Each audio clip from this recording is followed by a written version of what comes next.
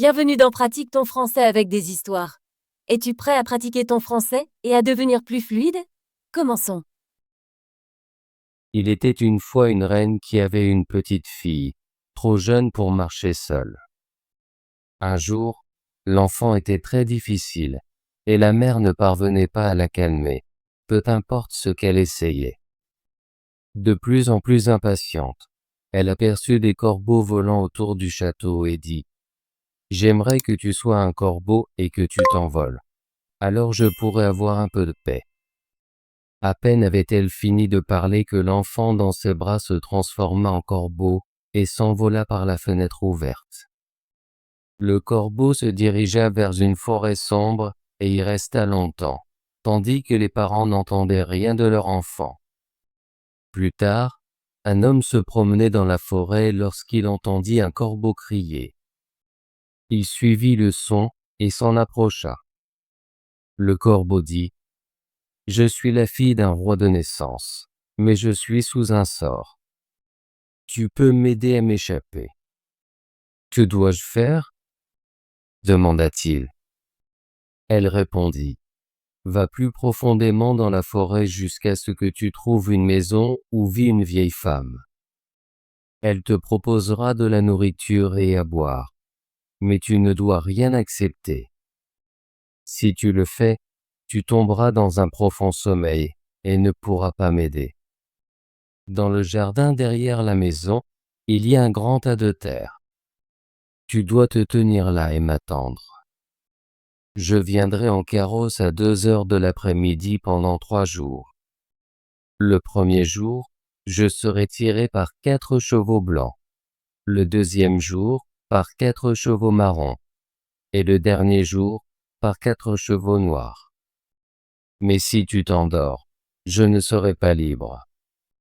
L'homme promit de faire ce qu'elle disait, mais le corbeau ajouta « Je crains que tu ne prennes quelque chose de cette femme, et que tu ne puisses pas me sauver. » L'homme lui assura à nouveau qu'il ne mangerait ni ne boirait rien. Lorsqu'il arriva à la maison et entra, la vieille femme l'accueillit en disant « Pauvre homme, tu as l'air si fatigué. Entre, repose-toi, et laisse-moi te donner quelque chose à manger et à boire. » « Non, répondit l'homme, je ne mangerai ni ne boirai rien. » Mais elle insista. « Si tu ne veux pas manger, au moins prends une gorgée de vin. Une gorgée ne fera pas de mal. » Finalement, il céda et but. À l'approche de l'heure, il sortit dans le jardin et grimpa sur le tas de terre pour attendre le corbeau. Soudain, il se sentit très fatigué, et malgré sa détermination à rester éveillé, il s'allongea juste un instant. Mais bientôt, il tomba dans un profond sommeil, et rien ne pouvait le réveiller. À 2 heures, le corbeau arriva entraînant ses 4 chevaux blancs, mais elle se dit tristement « Je sais qu'il s'est endormi. » Lorsqu'elle arriva dans le jardin, elle le trouva, comme elle le craignait, profondément endormi. Elle l'appela et le secoua, mais il ne se réveilla pas. Le lendemain à midi, la vieille femme revint avec de la nourriture et à boire, qu'il refusa au départ. Mais encore une fois, elle le persuada, et il finit par boire.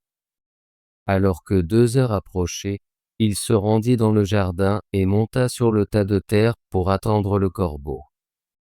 Il n'y était pas depuis longtemps avant de se sentir si fatigué qu'il pouvait à peine tenir debout, et une fois de plus, il s'allongea et tomba profondément endormi.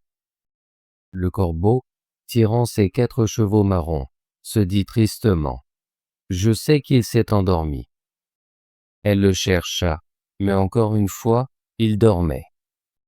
Le jour suivant, la vieille femme dit « Qu'est-ce qui ne va pas ? Tu ne manges ni ne bois rien. Veux-tu te nuire ? » Il répondit « Je ne peux et ne veux pas manger ou boire. » Mais elle mit de la nourriture et du vin devant lui, et quand il sentit le vin, il ne put résister et en prit une gorgée. Lorsque l'heure convenue arriva, il se rendit à nouveau sur le tas de terre dans le jardin pour guetter la fille du roi.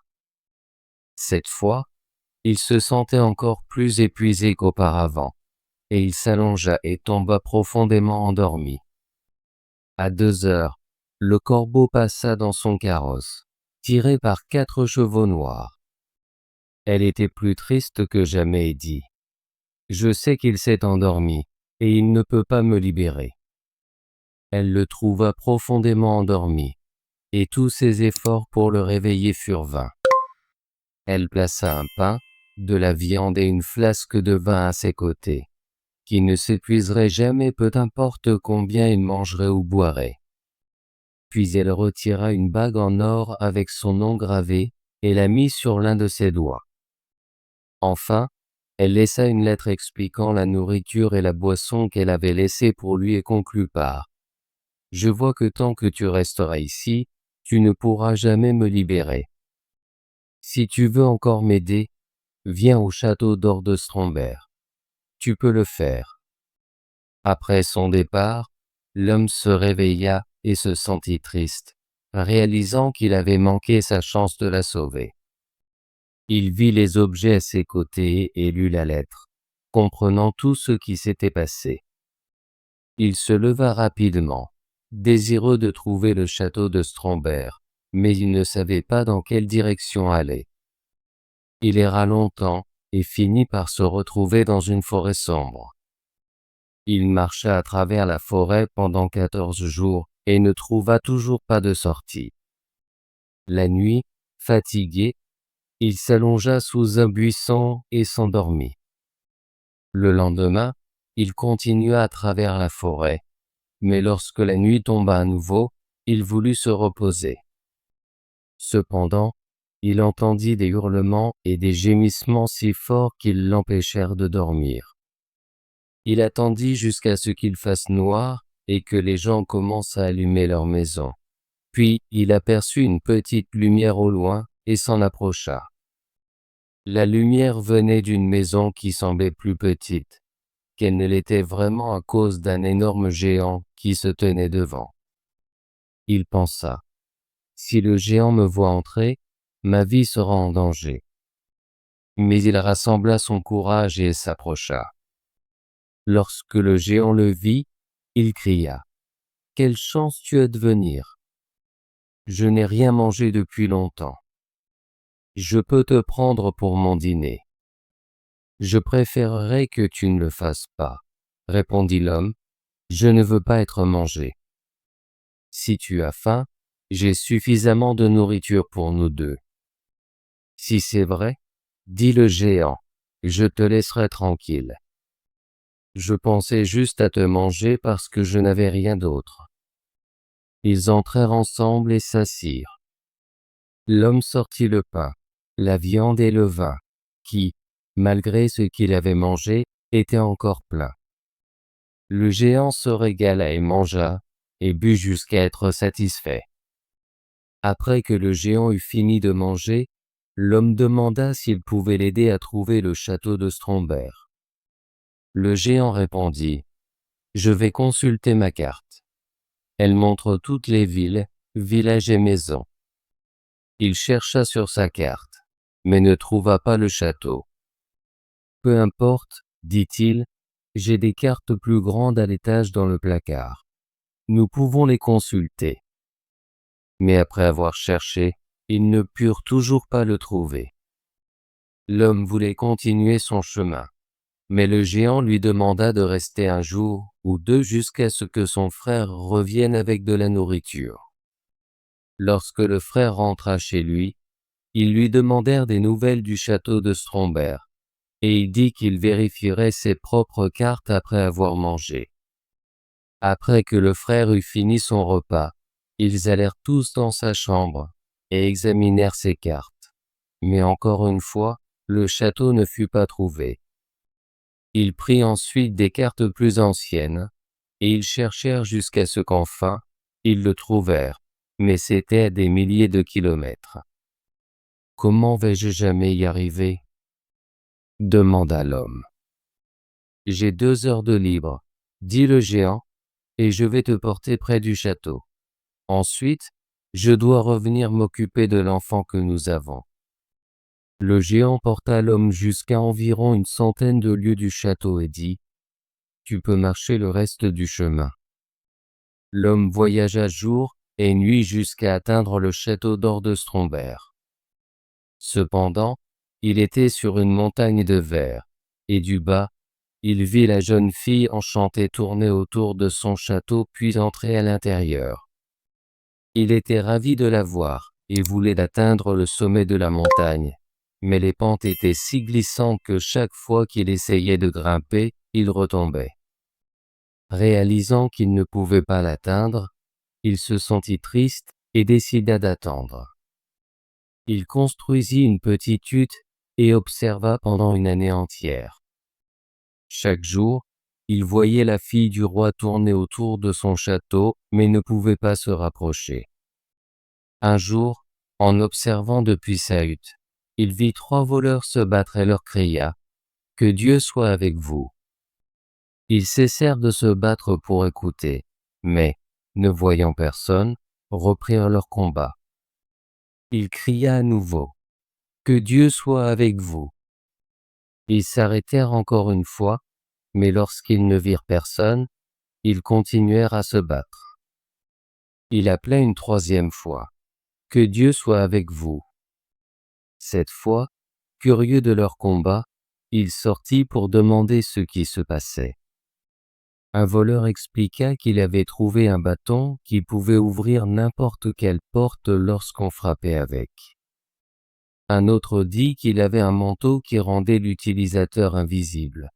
Et le 3e avait un cheval capable de porter son cavalier par-dessus n'importe quoi, même sur la montagne de verre.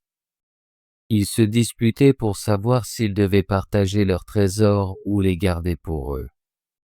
Entendant cela, l'homme dit « Je vais vous échanger quelque chose contre ces 3 objets. Pas d'argent, que je n'ai pas, mais quelque chose de plus précieux.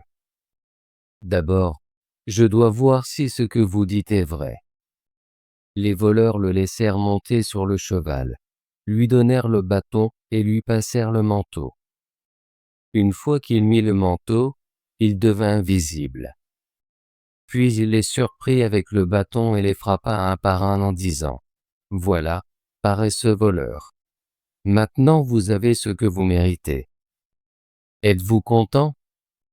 Après cela, il monta sur la montagne de verre. Lorsqu'il atteignit la porte du château, il la trouva fermée. Mais il frappa avec le bâton, et elle s'ouvrit immédiatement, lui permettant d'entrer. Il grimpa les escaliers et entra dans la pièce où la jeune fille était assise, avec une coupe d'or de vin devant elle. Elle ne pouvait pas le voir parce qu'il portait encore son manteau. Il retira la bague qu'elle lui avait donnée et la jeta dans la coupe, faisant un bruit lorsqu'elle toucha le fond. « C'est ma bague !» s'exclama-t-elle. « Si c'est le cas, alors l'homme qui vient me sauver doit être ici. » Elle chercha dans le château, mais ne put le trouver. Pendant ce temps, il sortit, retira le manteau et remonta sur son cheval. Lorsqu'elle atteignit la porte du château et le vit, elle s'écria de joie.